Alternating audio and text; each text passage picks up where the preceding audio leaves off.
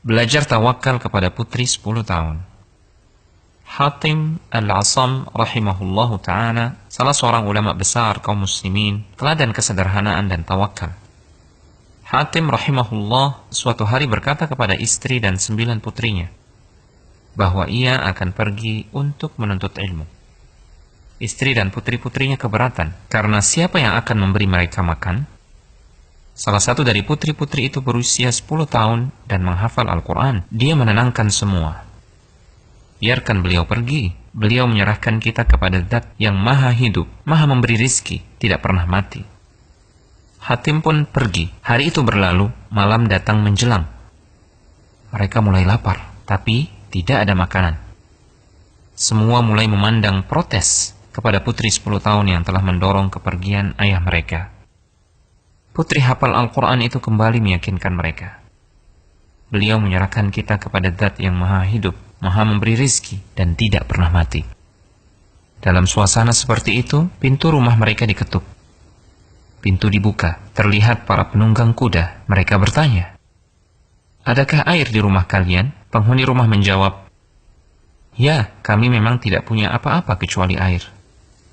Air dihidangkan, menghilangkan dahaga mereka. Pemimpin penunggang kuda itu pun bertanya, "Rumah siapa ini?" Penghuni rumah menjawab, "Hatim Al-Asam."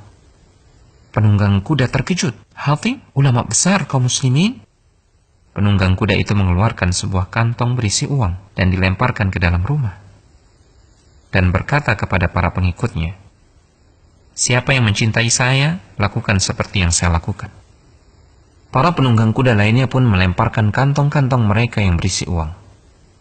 Sampai pintu rumah sulit ditutup karena banyaknya kantong-kantong uang. Mereka kemudian pergi.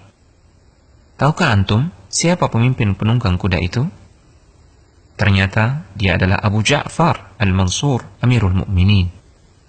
Kini giliran putri 10 tahun yang telah hafal Al-Quran itu memandangi ibu dan saudari-saudarinya. Dia memberikan pelajaran akidah yang sangat mahal sambil menangis. Dia berkata, "Jika satu pandangan makhluk bisa mencukupi kita, maka bagaimana jika yang memandang kita adalah Al-Khaliq? Terima kasih nak, kau telah mengingat kami yang dominasi kegelisahannya hanya urusan dunia. Hingga lupa ada Al-Hayyur Razzaq, hingga lupa jaminannya.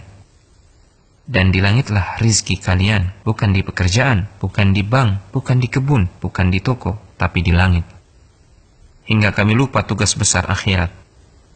Duhai Allah, janganlah engkau menjadikan dunia sebagai kegundahan terbesar kami."